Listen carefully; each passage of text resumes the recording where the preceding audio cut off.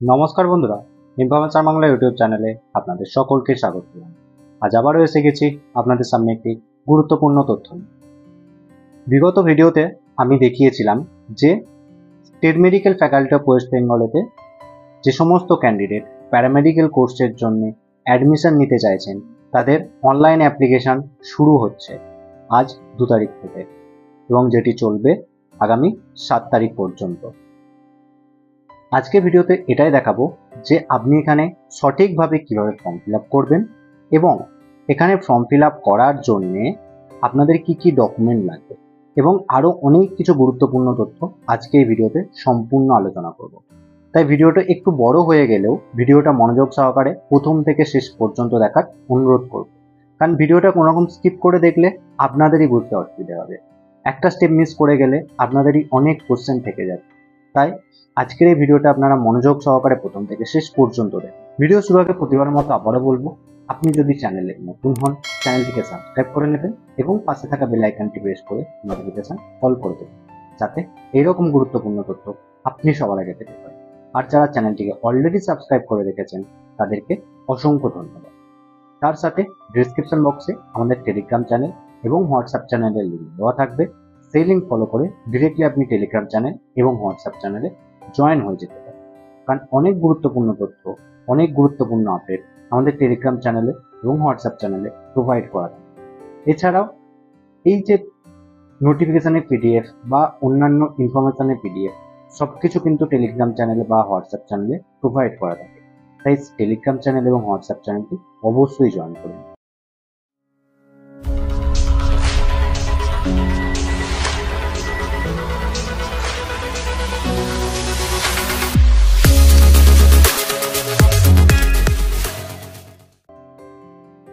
আমরা এসে গেছি state medical faculty of West বেঙ্গলের অফিসিয়াল ওয়েবসাইটে। আপনাদের সুবিধার্থে এই ওয়েবসাইটের লিঙ্ক আমাদের ডিসক্রিপশন বক্সে দেওয়া থাকবে।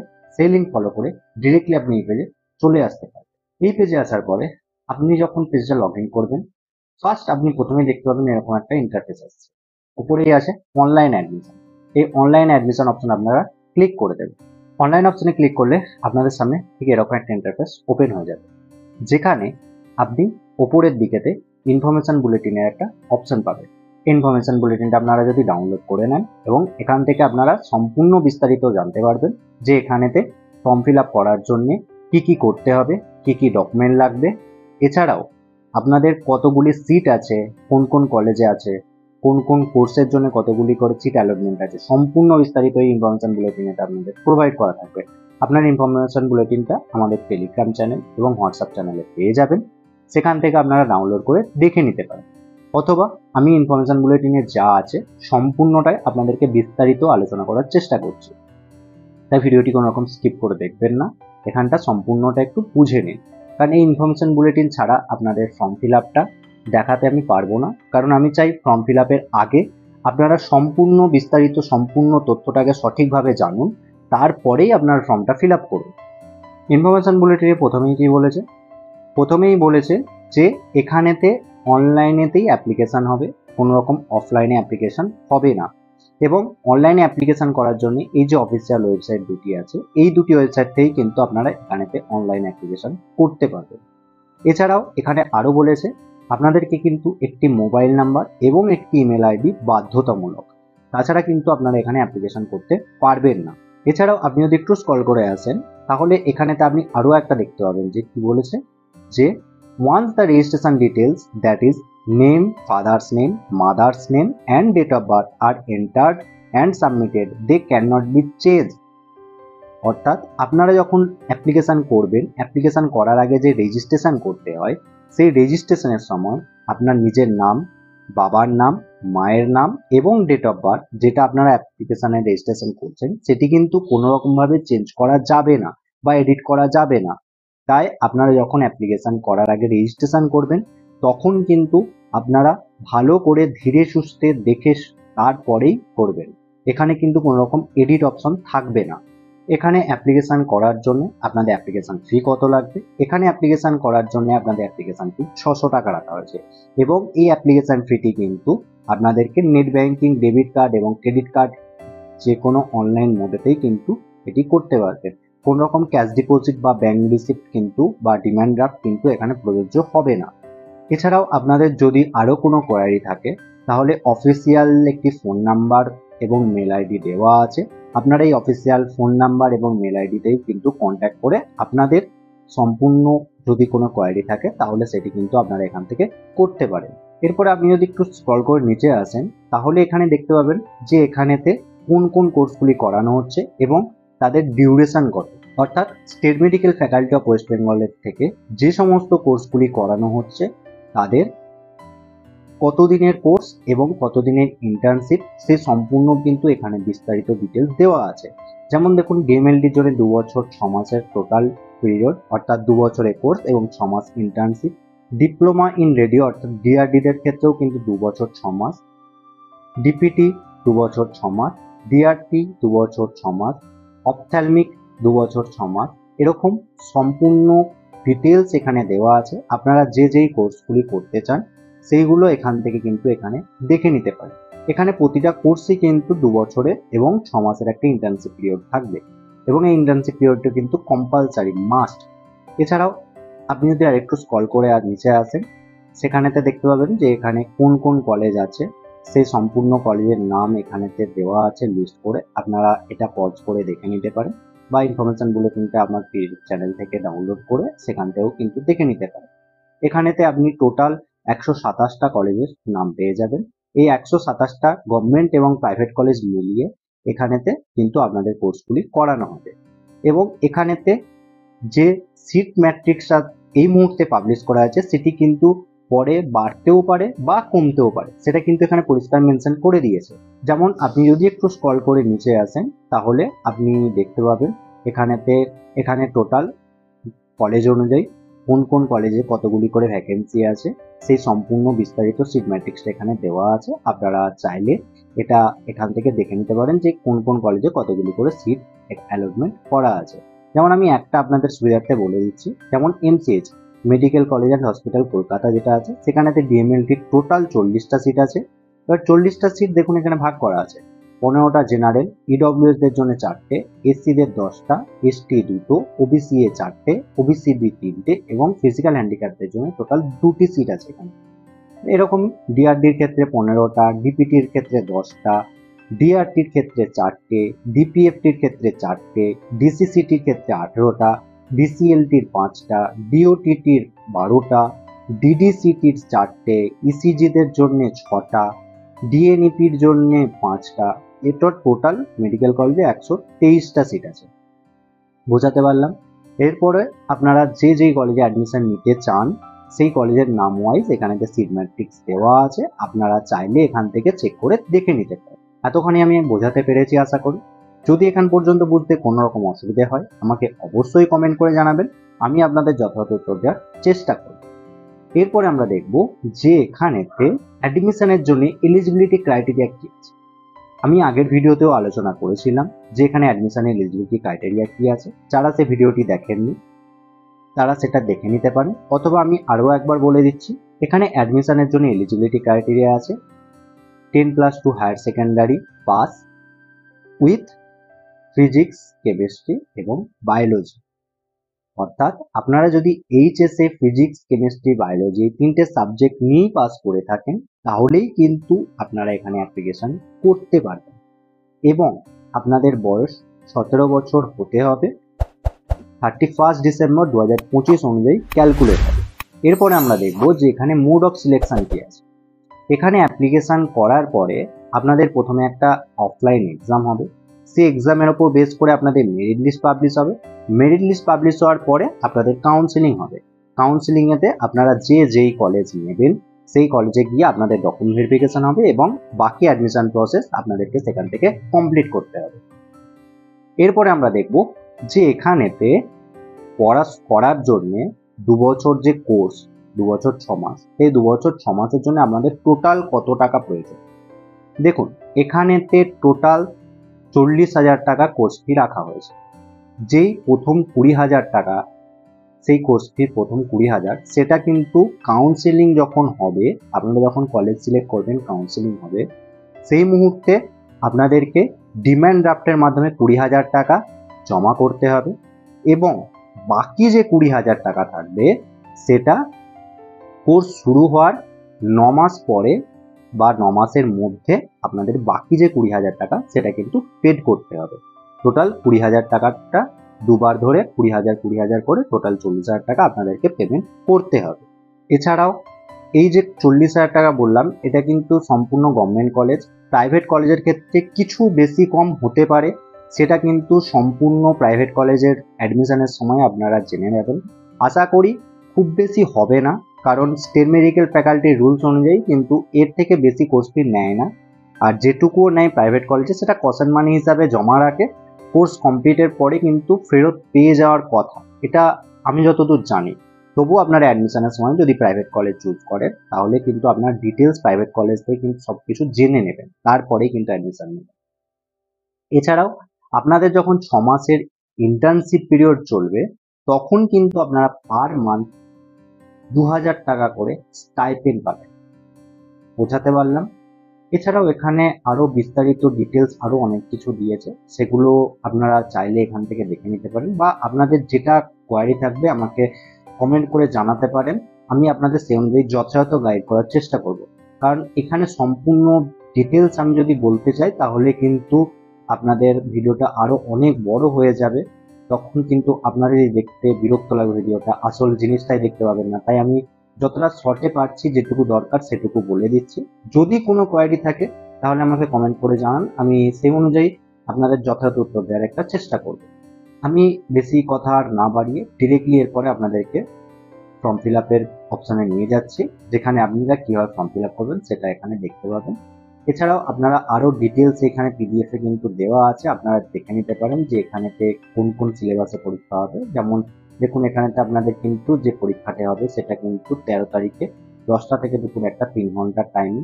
এমসিকিউ কোশ্চেন হবে, ফিজিক্স থেকে 25টা নম্বরের কোশ্চেন হবে, কেমিস্ট্রি থেকে 25 নম্বর এবং বায়োলজি থেকে 30 নম্বরের একটা কোশ্চেন হবে। টোটাল আপনাদের 100 নম্বরের এক্সাম হবে, যেটা টাইমিং থাকবে 3 ঘন্টা এবং এটি সম্পূর্ণটাই এমসিকিউ লেভেলের কোশ্চেন থাকবে। আরেকটা জিনিস আমি বলে দিতে চাই যে এখানেতে ফর্ম ফিল আপ করার জন্য আপনাদেরকে ছবি এবং সিগনেচার আপলোড করতে হবে, এবং ছবি এবং সিগনেচার দুটিই কিন্তু জেপিইজি ফরম্যাটেতে আপলোড করতে হবে, এবং যেটির সাইজ, ছবিটার সাইজ 10 কেবি থেকে 50 কেবির মধ্যে এবং সিগনেচারটার সাইজ 10 কেবি থেকে 30 কেবির মধ্যে কিন্তু হতে হবে, এবং ডাইমেনশনও কি আছে সেটাও কিন্তু এখানে মেনশন করা আছে, আপনারা এখান থেকে দেখে নিতে পারেন। আরেকটা জিনিস আমি আরেকবার বলে দিতে চাই, সেটা হচ্ছে আরেকটা, আপনারা যখন ফর্ম ফিল আপ করবেন সেখানেতে যে আপনাদের এক্সাম সেন্টার, সেই এক্সাম সেন্টারটা কোড কত আছে সেটা কিন্তু এখানেতে দেওয়া আছে, আপনারা এখান থেকে দেখে নিতে পারেন। যেমন কলকাতার ক্ষেত্রে 1, বাঁকুড়ার 2, বর্ধমানের ক্ষেত্রে 3, শিলিগুড়ির ক্ষেত্রে 4, মিদনাপুরের ক্ষেত্রে 5, মানে আপনারা যেখানকার এক্সাম সেন্টার নিতে চাচ্ছেন সেই কোডটা কিন্তু আপনারা এখান থেকে দেখে নেবেন, আগে দেখে নেবেন, সেই অনুযায়ী কিন্তু আপনারা ফর্মটা ফিল আপ করবেন। অ্যাপ্লিকেশন করার জন্য আপনাদেরকে হোম পেজেতে চলে আসতে হবে। হোম পেজে আসার পরে আপনি বাঁ দিকেতে এখানে দুটো অপশন পাবেন, একটা অ্যাপ্লাই অনলাইন আর একটা হচ্ছে অ্যাপ্লিক্যান্ট লোন।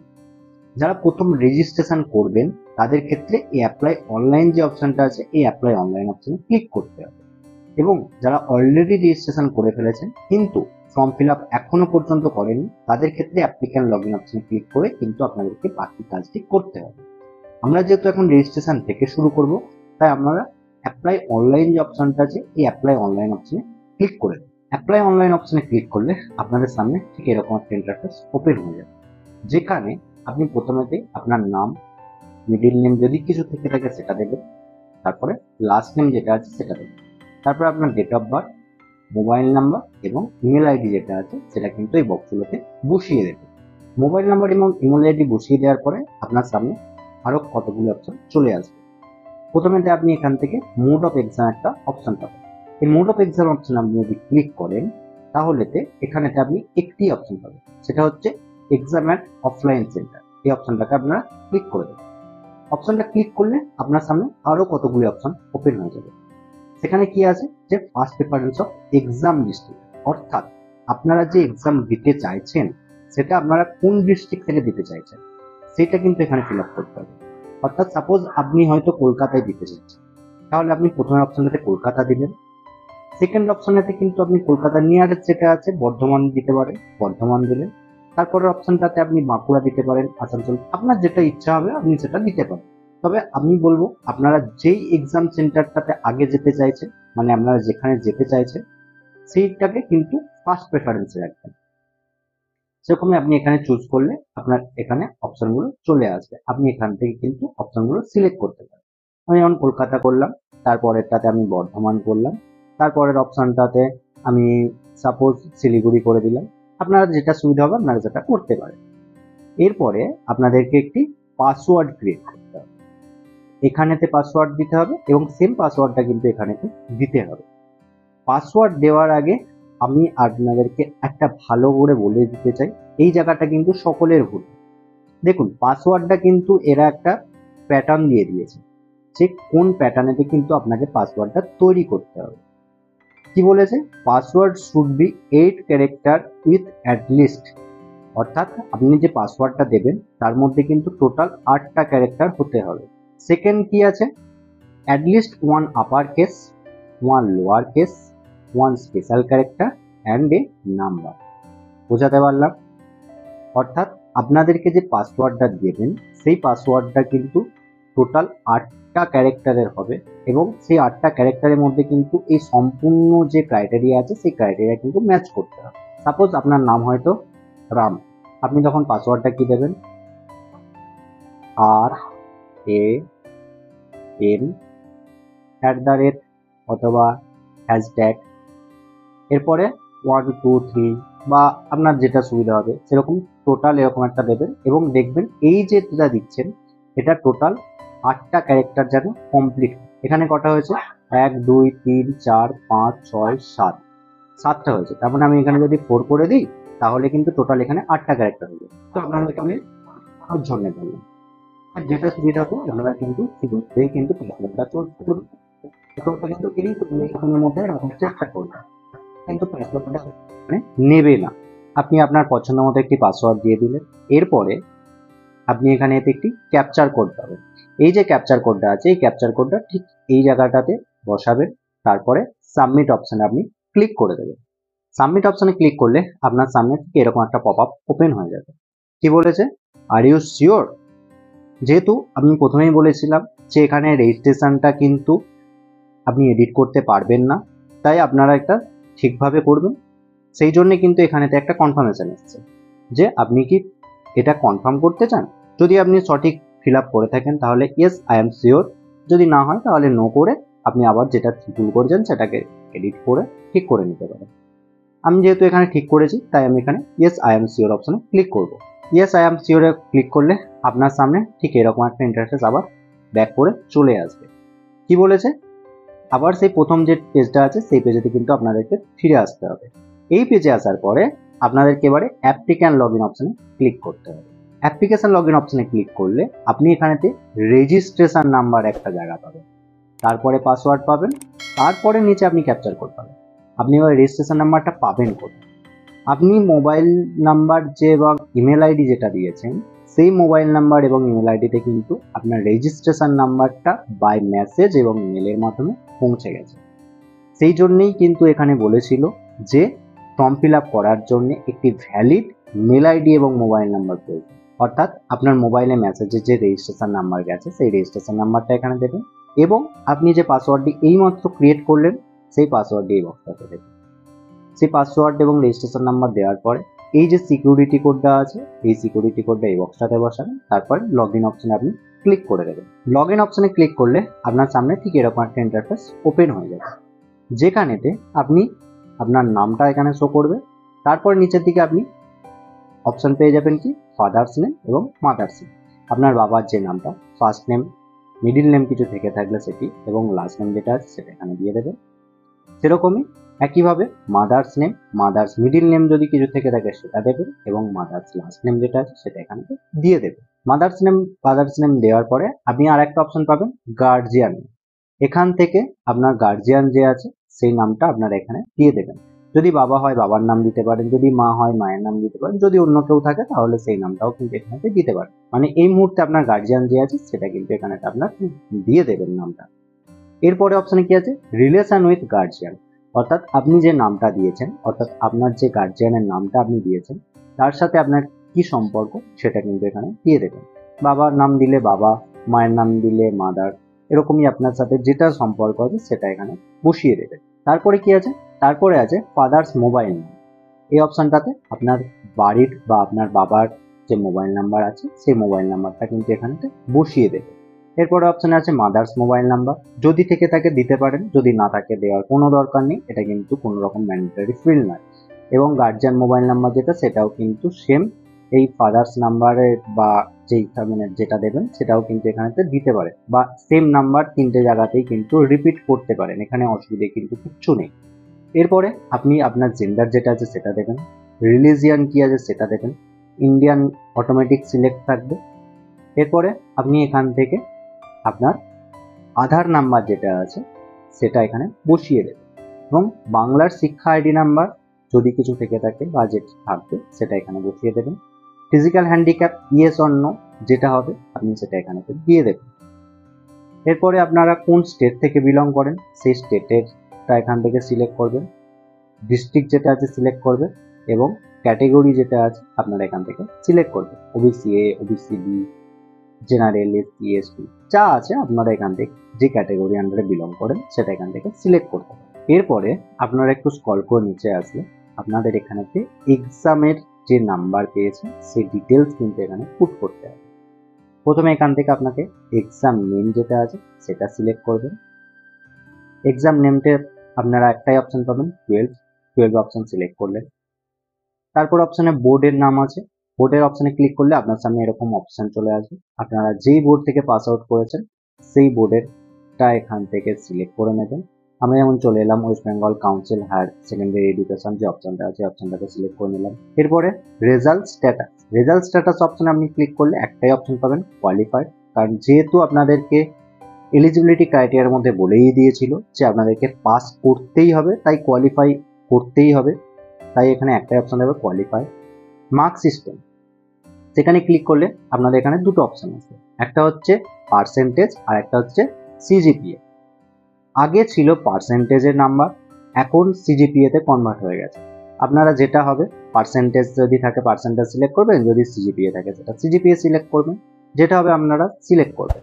এরপরে আপনাদেরকে এখানে আপনার রোল নাম্বার যেটা আছে সেটা কিন্তু মেনশন করতে হবে। রোল নাম্বার মেনশন করার পরে আপনারা কোন ইয়ারে পাস আউট করবেন সেই ইয়ারটা দিতে হবে, আপনি কত নাম্বারের পরীক্ষা দিয়েছেন সেটা এখানে দিতে হবে, কত মার্কস টোটাল পেয়েছেন সেটা দিতে হবে। অটোমেটিক এখানে পার্সেন্টেজ সিলেক্ট হয়ে যাবে। এখানেতে আপনার কোন নাম্বারটা দেবেন, এখানেতে কিন্তু ফিজিক্স, কেমিস্ট্রি, বায়োলজি কিন্তু দেবেন না।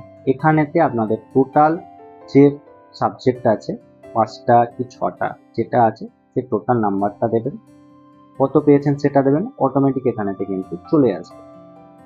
এরপরে আপনারা একটু স্ক্রল করে নিচে আসলে এখানেতে আপনি ফিজিক্স, কেমিস্ট্রি, বায়োলজি টোটাল আলাদা আলাদা করে অপশন পেয়ে যাবেন। কীভাবে দেবেন, ফিজিক্স আপনার থিওরিতে ফুল মার্কস কত ছিল, তার মধ্যে আপনি পাস মার্ক কত ছিল এবং আপনি পেয়েছেন কত, সেটা কিন্তু এখানে দিতে হবে। বোঝাতে পারলাম? আরেকবার বলি, ফিজিক্সে আপনার টোটাল থিওরিতে কত নাম্বার ছিল, 70, 80, 90 চার থাকবে, আপনারা এটা বসাবেন। পাস মার্কস কত আছে সেটা এখানে বসাবেন, এবং আপনি কত পেয়েছেন সেটাই ছোট যে বক্সটা আছে এই বক্সটাতে। বোঝাতে পারলাম? এরপরে প্র্যাকটিক্যালে আপনাদের কত মার্কস ছিল, প্র্যাকটিক্যালের টোটাল কত মার্কস ছিল সেটাই বক্সটাতে বসাবে। তারপরে বক্সটাতে প্র্যাকটিক্যালে পাস মার্ক কত আছে সেটা বসাবে, তারপরে এখানেতে আপনি পেয়েছেন কত সেটা বসাবে। এবং এই যে বক্সটাতে আপনি যে নাম্বারগুলো পুট করলেন সেম নাম্বার কিন্তু আপনাদেরকে নিচে আরো একবার দিতে হবে। এখানেতে দেখবেন লেখা আছে ফিজিক্স রিটাইপ, অর্থাৎ ফিজিক্সেরই এই যে উপরে বক্সটাতে যে নাম্বারগুলো পুট করলেন সেম নাম্বার কিন্তু আপনাদেরকে আবার পুট করতে হবে। একইভাবে কেমিস্ট্রি এবং বায়োলজিটাও কিন্তু আপনাদেরকে এখানেতে বসিয়ে দিতে হবে। বসিয়ে দেওয়ার পরে আপনি যদি একটু স্ক্রল করে নিচে আসেন, আপনি এখানেতে অ্যাড্রেস দেওয়ার জায়গা পাবেন। প্রথমেতে আপনি আপনার বাড়ির নাম্বার বা রাস্তার নাম যেটা আছে সেটা দিয়ে দেবেন, বাড়ির নাম্বার না থাকলে রাস্তার নেম যেটা আছে সেটা দেবেন, কোন গ্রাম, পুলিশ স্টেশন, পোস্ট অফিস যা আছে আপনারা এখানেতে দিয়ে দেবেন। তারপরে আপনি এখান থেকে স্টেট, ডিস্ট্রিক্ট, পিনকোড যা আছে আপনি সেটা এখান থেকে সিলেক্ট করে নেবেন। করার পরে আপনি এখান থেকে আপলোড করার অপশন পাবেন। আপনাকে কি করতে হবে, আপনার রিসেন্ট কালার ফটোগ্রাফ একটা আপলোড করতে হবে। এবং যেটি জেপিজি ফরম্যাটে 50 কেবির মধ্যে সাইজ হবে এবং সিগনেচার আমি যেটিও জেপিজি ফরম্যাটে 50 কেবির মধ্যে সাইজ হতে যাবে। এরকম আপলোড করতে হবে, এটাতে আপলোড করতে হবে এবং এবং কিন্তু 200 কেবি মোট দেখতে হবে। এক্ষেত্রে বলতে কোন রকম অসুবিধা হয় আমাকে আমি আপনার উত্তর দেওয়া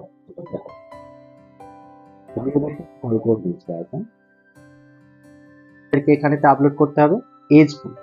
এজ প্রুফ হিসাবেতে আপনাদের মাধ্যমিকের অ্যাডমিট কার্ড যেটা আছে সেটি পিডিএফ ফরম্যাটে 200 কেবির মধ্যে আপলোড করতে হবে এবং কাস্ট সার্টিফিকেট প্রুফ যদি কিছু থেকে থাকে তাহলে তাদের ক্ষেত্রেও কিন্তু কাস্ট সার্টিফিকেটটা স্ক্যান করে পিডিএফ ফরম্যাটে এখানে 200 কেবির মধ্যে সাইজ হতে হবে, সেটাও কিন্তু এখানে আপলোড করতে হবে। এরপরে সম্পূর্ণ আপলোড হয়ে যাওয়ার পরে আপনি যদি একটু স্ক্রল করে নিচে আসেন তাহলে আপনি এখানে একটি ডিক্লারেশনের অপশন পাবেন। এই অপশনটাতে আপনি টিকমার্ক করে দেবেন।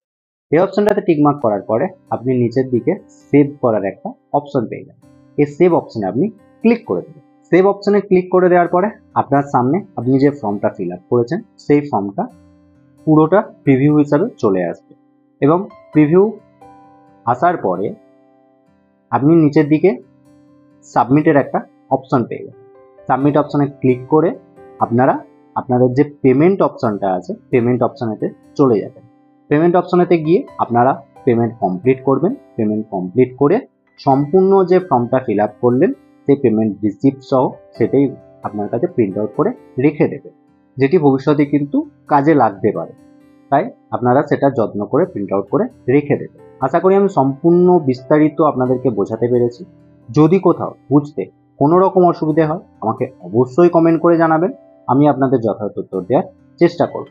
আর ভিডিওটা অন্যান্য বন্ধুদেরকেও শেয়ার করে দেবেন যাতে এই গুরুত্বপূর্ণ তথ্যটি কারো মিস না হয়ে যায়। এবং আপনি কোন কোর্সের জন্য ফর্ম ফিল আপ করতে চাইছেন বা কোন কোর্সটি করতে চাইছেন সেটিও কিন্তু আমাকে অবশ্যই কমেন্ট করে জানান। ভিডিওটা দেখার জন্য অসংখ্য